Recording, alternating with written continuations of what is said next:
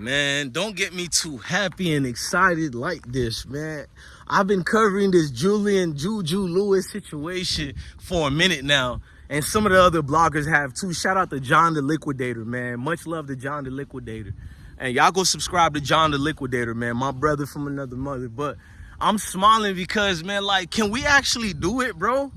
It's one thing to get the #1 player, such as a cornerback, in your draft, and such as an offensive lineman like Jordan Seaton, getting a Cormani McClain, getting a Travis Hunter. Can you imagine Deion Sanders actually steals the #1? Or let me not be like certain Mayo reporters and use the word steal, because I'm so used to them writing that report. You start actually think they stealing for real. You feel me? That's how nasty the media could be, bro. They'll have you believing things that's not even actual, you know, like that can actually happen, as if Deion can actually steal a human being. But anyways, that's what Dabo Swinney said. Deion is stealing recruits with false promises. Shut up, Dabo. You've been losing recruits, by the way, but they ain't talking about that, huh? Right? Always trying to clean up. But Mantrez Walker, man, 3-star, you know what I'm saying, linebacker from Buford, Georgia. And Buford, Georgia, been producing them dogs and hogs, bruh.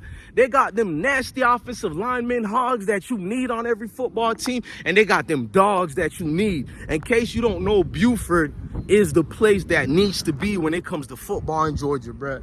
But this man been teasing us a little bit with his connections with Julian Lewis, and I'm saying that respectfully to Mantrez, man. Like, please don't get me hyped like that, bruh, because lately, based on what Julian been saying and Mantrez and everybody else, the fact that they're linked together to come visit, I think they're visiting Boulder around June 1st.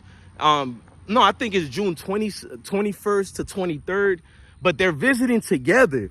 And I did a video that makes me think Julian is coming because he spoke so candidly about the university, but more about the other players. Usually, if you want to know if a player, if he's cool with the school, you got to pay attention to what he says about the players in that university. It's not just what he says about the coach and what he says he wants to do with his next steps. Those are just politics type of viewpoints that you're trained to say. It's like pre-media PR training. You feel me? Like, don't say this, say that. But when they talk candidly about regular things, just about one of the bros, oh man, like when you hear them talking about one of the bros, bro, I ain't gonna lie, man. Please don't get in a fight with Julian right now, bro. Like, you get a Julian Lewis on your team, then everything gets elevated after that. Certain receivers don't want to go to this school or that because they need the better playmaker who can actually make the pass. It don't matter how good of a receiver you are, if the guy who's at the helm of your team, which is the quarterback,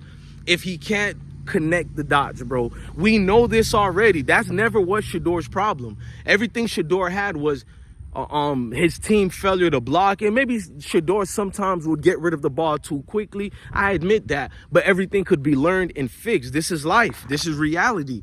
But bro, man, like, players already got coming and headed to Boulder once they seen Shador was going down there with Deion Sanders. When they knew one of the Louis bags Deion was taking was his son, how many skilled position players signed up and decided to go to Deion? Because a lot were going there, but even more came once they knew it was a lock that Shador was going down there. Because they know the passes that he's making, bro. Receivers know this, bro. Your talent will be wasted if you go to the wrong school as a wide receiver. That's something we all know. Out of all the positions in football, the one that sucks the most, that you have no choice to be dependent on your team, is the wide receiver, bro. A quarterback, if he's skilled enough, athletic enough, has enough IQ like a Tom Brady, you can manage and salvage yourself with a horrible line. We've seen this many times, bro. But with a wide receiver, how can you get, you feel me? I don't care if you run a 4-2. If the rock can't be delivered to you, then what you're going to do? That was bars. I don't care if you're 4-2. If the rock don't deliver to you, then what you going to do? Cold blue. Hey, that wrong. No, it's corny, but it was kind of true. Now, me paying attention, you feel me, to Mantrez speaking on this, it would tell me he's possibly having the same cell phone number where he's calling Julian as well and Julian calling him. And then we spoke on other players coming down there as well. Go watch my previous video to see who else is coming down there with Julian. It's just going to be spectacular, bro. But to see Walker paying attention, that's Mantrez Walker, that is, paying attention to it as if he's part of the team already. All he did was commit. No letter of intent has been signed. So, man, for players to be even putting in work like this with no letter of intent being signed, that tells you, bro, dudes are really committed to making a new change in football, really trying to, bro, you're seeing a new attitude, a new progress in mass numbers, bro. They're in droves, bro. But when you read some of these reports, you would think all Deion Sanders got in return last year and this year was Uber drivers, because every article and reporters, they refuse to report the good things about what's going on in Boulder. They refuse to talk about the great college's moves that Deion did as a brand new coach. He has outdid many coaches who've probably been in the college football game for 15 to 20 to 30 years. You're talking about almost 4 decades of experience. This guy has surpassed these coaches within 1 year and a half. Let's just be honest. He went from coaching high school football to HBCUs to the Power 5. I dare to say it. He has a chance to build Colorado into a Power 6 school, bro. Like, let's just be honest, bro. The type of players they're getting at a fast rate like that, that's unheard of, bro. No matter if they won 4 games only, look at the players that keep coming in. Forget about the ones that left. To even get players like that at a school like Colorado, no disrespect towards Boulder, let's just be honest, 2 decades of losing seasons after losing seasons, that speaks volume to who Deion is and who are the men and women going down there, because it's not just the men. You have staff members who have applied their all to be part of this change, from the food prep coordinators to the school's authorization player head leaders, which is a lot of females. He doesn't get credit for that. In a world where they say women are second-class citizens, women aren't getting their proper contritions of respect, where feminists are calling out sports every day, how come they aren't highlighting the levels of things that Deion has done for females to be part of the university? The female teams, that is, as well, that he has helped as far as the resource from his football team that has brought to Colorado. Everybody is getting help. Everybody's getting the attention. It's the hot spot, bro. It reminded me when Miami Hurricane was so popular in the 80s, 90s, and early 2000s. Even today, I see top football players still going to Miami Hurricanes. When a team is lit, forget about X's and O's right now.